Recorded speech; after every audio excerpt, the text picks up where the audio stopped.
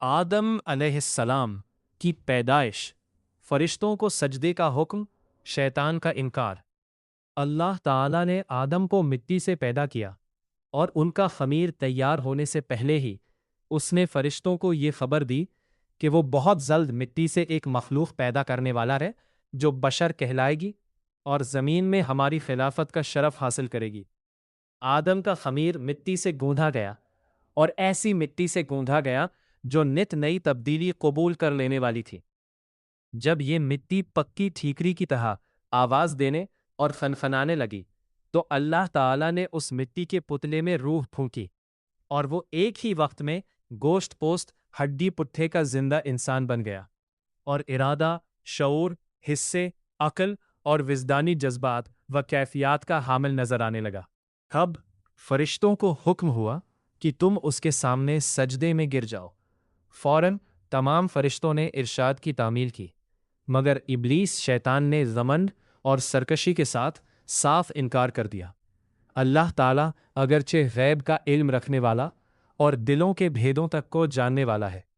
اور ماضی، حال اور مستقبل، بھوت، ورتمان، بھوشیہ سب اس کے لیے برابر ہے، مگر اس نے امتحان و آزمائش کے لیے ابلیس شیطان سے سوال کیا، کس بات نے جھکنے سے روکا جبکہ میں نے حکم دیا تھا؟ آراف 7:12۔ ابلیس نے جواب دیا، اس بات نے کہ میں آدم تے بہتر ہوں، تو نے مجھے آگ سے پیدا کیا، اسے مٹی سے۔ شیطان کا مقصد یہ تھا کہ میں آدم سے افضل ہوں،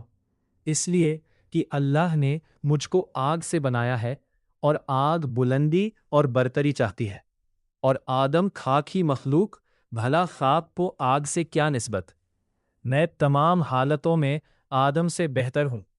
اس لیے وہ مجھے سجدہ کرے، نہ کہ میں او کے سامنے سجدہ کروں۔ مگر بدبخت شیطان اپنے گھمنڈ میں چور ہونے کی وجہ سے بھول گیا ہے کہ جب تم اور آدم دونوں اللہ کی مخلوق ہو تو مخلوق کی حقیقت خالق سے بہتر خود وہ مخلوق بھی نہیں جان سکتی۔ وہ اپنے گھمنڈ اور غرور میں یہ نہ سمجھ سکا کہ مرتبہ کی بلندی اور پستی اس مادے کی بنیاد پر نہیں ہے جس سے کسی مخلوق کا خمیر تیار کیا گیا ہے، بلکہ اس کی ان صفتوں پر ہے جو کائنات کے پیدا کرنے والے نے اس کے اندر رکھ دیے ہیں۔ ابلیس نے جب دیکھا کہ کائنات کے پیدا کرنے والے کے حکم کے خلاف کرنے، تکبر اور اللہ پر ظلم کے الزام نے ہمیشہ کے لیے مجھ کو اللہ رب العالمین کی آغوش رحمت سے مردود اور جنت سے محروم کر دیا، تو توبہ اور ندامت کی جگہ اللہ سے یہ درخواست کی کہ قیامت آنے تک مجھ کو مہلت دے اور اس لمبی مدت کے لیے زندگی کی رسی لمبی کر دے۔ اللہ کی حکمت کا تقاضا بھی یہی تھا، اس لیے اس کی درخواست منظور کر لی گئی۔ یہ سن کر اب اس نے پھر ایک بار اپنی شیطانی کا مظاہرہ کیا، کہنے لگا، جب تو نے مجھ کو مردود قرار کر ہی دیا تو جس آدم کی بدولت مجھے یہ رسوائی نصیب ہوئی، میں بھی آدم کی اولاد کی راہ ماروں گا اور ان کے سامنے پیچھے، آس پاس اور چاروں اور سے ہو کر ان کو گمراہ کروں گا اور ان کی اکثریت کو تیرا ناشکر بنا چھوڑوں گا۔